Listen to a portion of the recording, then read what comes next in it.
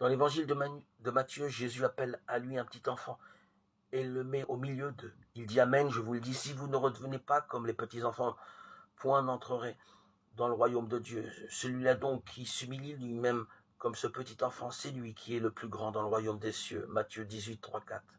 La figure du petit enfant sert à exhorter à la petitesse volontaire. Devenir grand suppose qu'on accepte de redevenir petit enfant en se faisant soi-même petit.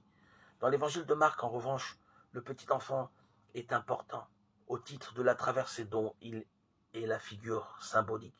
Celui qui veut être grand et premier le devient effectivement, moyennant un chemin qui le recrée. Dans l'évangile de Marc, le désir d'être grand et premier n'est pas antinomique avec le fait de marcher derrière Jésus. Il est antinomique avec la manière dont les soi-disant chefs des nations et leurs grands le vivent. Il domine en seigneur sur elle et exerce de haut le pouvoir sur elle. Marc 10, 42. On ne suit pas Jésus parce qu'on serait petit, esclave ou dernier. Dans la perspective initiatique défendue par l'évangile de Marc, suivre Jésus impose une coupure dans le désir désordonné de grandeur. Et ce chemin-là ne conduit jamais sur une rive où l'on pourrait dire « ça y est, c'est fait ».